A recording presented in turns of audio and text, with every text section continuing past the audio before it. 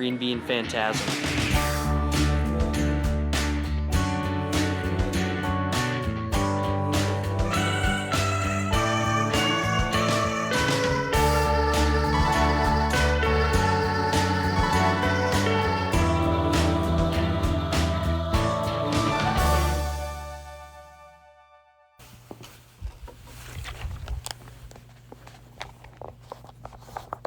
Water. Kirby 64 is such a delightful game. You'll have to excuse me, I don't really know how to act that well on camera or ever, but I want my enthusiasm here to come off as genuine because I really like this game. I enjoy it quite a bit, hence why I'm making this video today. I was supposed to have a microphone today, but it's not here yet, so I'm using my cell phone again. So, shucks.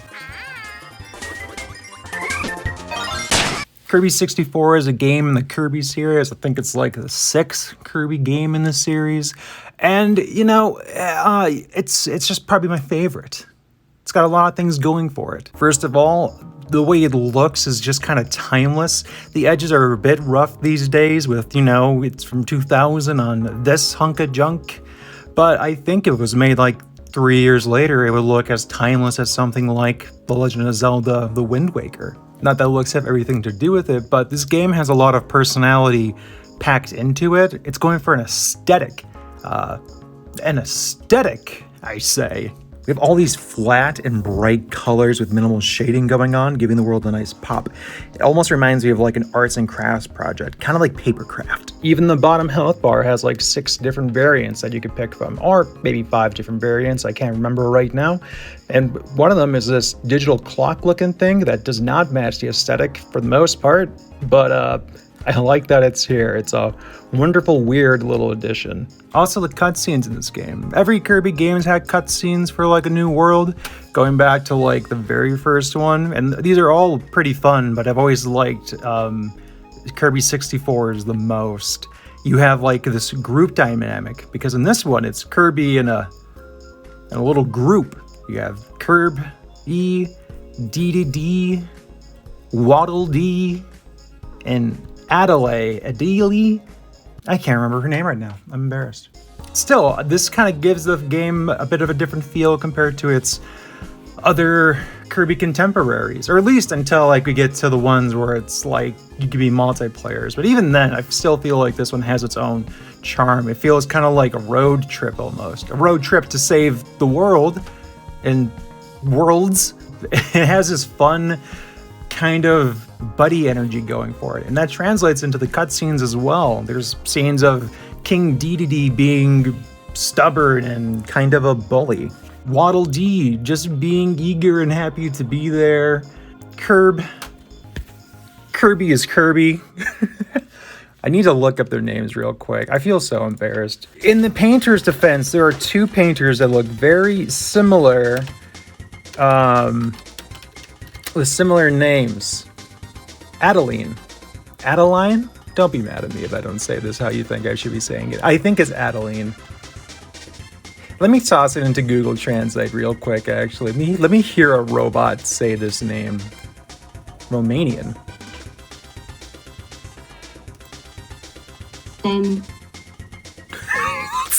That's not right. Adeline. Okay. What's the pink fairy's name? I know she has a name, right? It's not just Ribbon. It's Ribbon, isn't it? Yes, it's Ribbon. I was right. I did remember it. Where was I? Adeline is just this helpful entity that like makes them food and other fun arts and crafts things. Just a positive force to be around.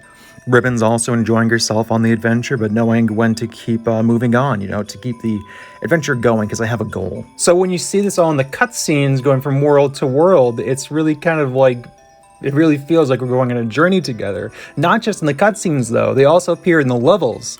Waddle Dee will occasionally show up to help you with like contraptions and rides. Ribbon will always be there to collect the crystals that you find. Adeline will appear in levels to do like, help you with like puzzles or be the puzzle with like 5 shapes on the wall, and you're like, what do these mean? And you have to figure out what the 5 shapes mean. It's always cool to see. And sometimes she helps you out. She paints you like a tomato.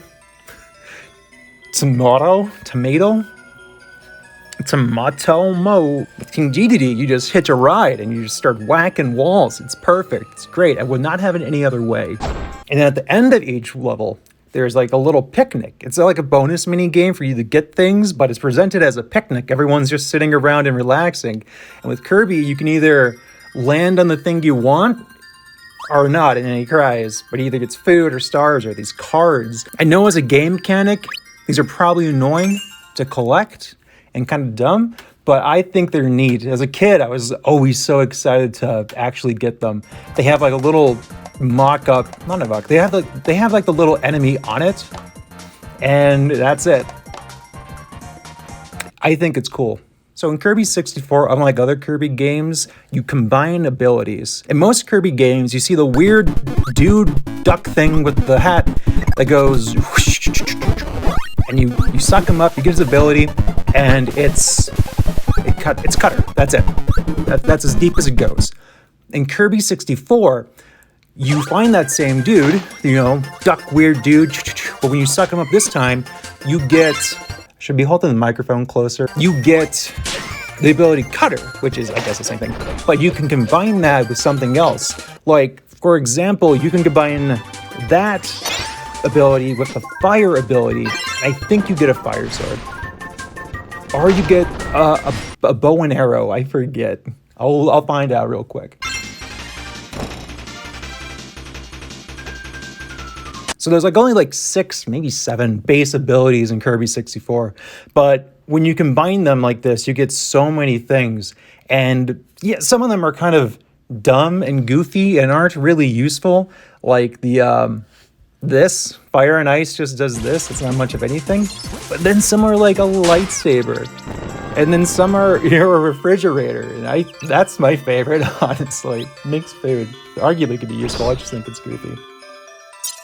Even the mini games. Not that I've ever had a bad time with Kirby mini games, but I like these ones. One's like you hop around on frogs. The other is like catch fruit. That one's maybe not that exciting. It's kind of basic. But the last one is like this block one. You go whoosh, whoosh. It's kind of intense. Honestly, I think with the right group of people, that one could be pretty wild. Yeah.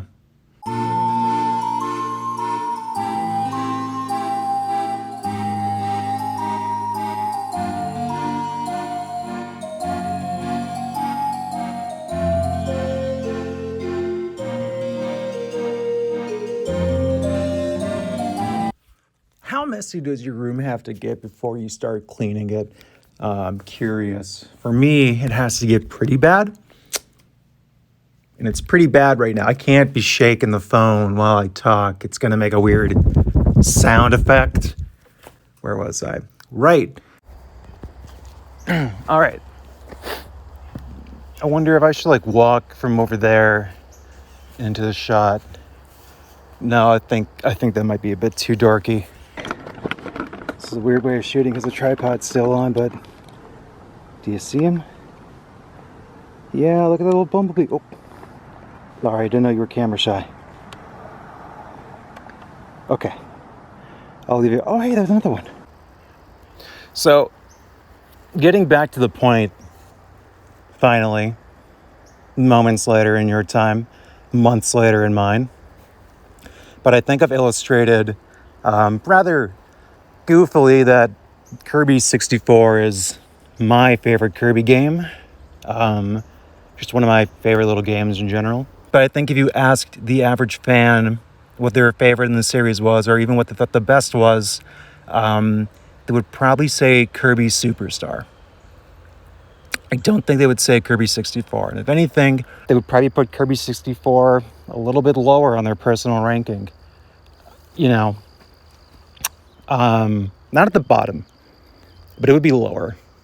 And that's not based off any real research. That's just based on me existing and hearing people talk.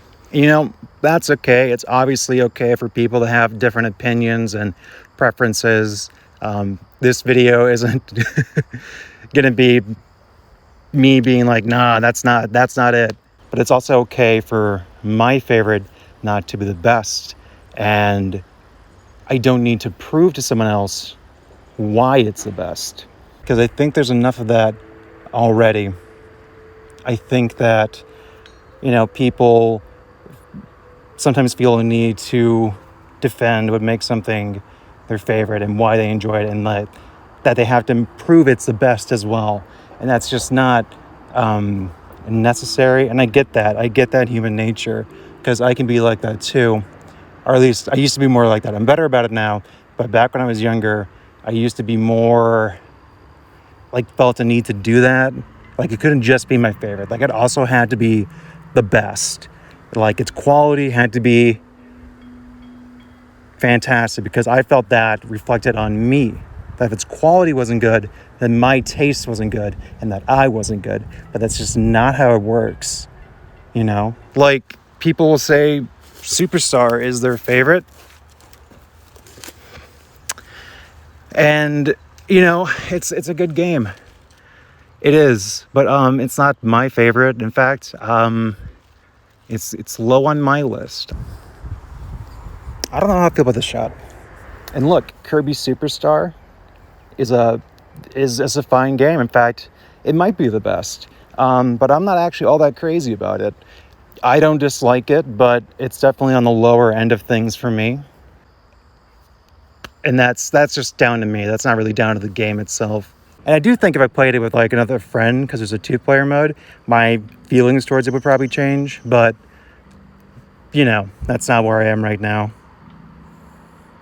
There's bees buzzing everywhere. If you look in the description of this video, it will say something along the lines of an unconventional review of Kirby 64.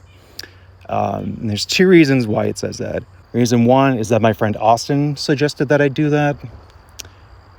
And I was like, all right, sounds kind of good. I'll do it. But 2 is that they're not conventional.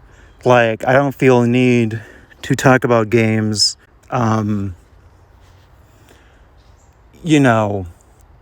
super analytically.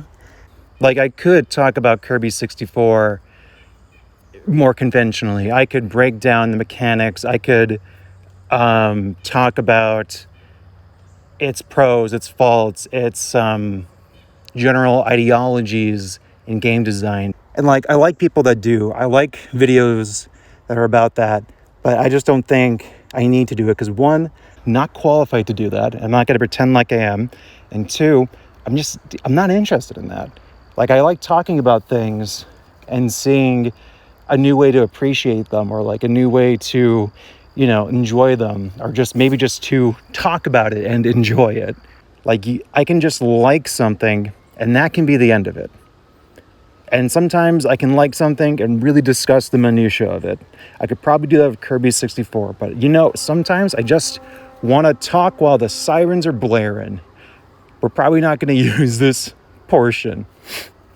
I think it's also just as fine to gush and be kind of dorky about something and just kind of go off the rails about why you like something. That's cool. I love hearing people get excited about stuff, Kirby 64 is my favorite Kirby game. And I could probably sit down and think why that is. I could probably try to rationalize it, to prove it, to break it down. And I like doing that. But sometimes, I just kind of want to talk about something I like. And that's all that matters, right? That it's my favorite game in that series. I just want one of my favorite games in general, one of my favorite things in general. And when I play it, I feel good. And I think that's all that really matters.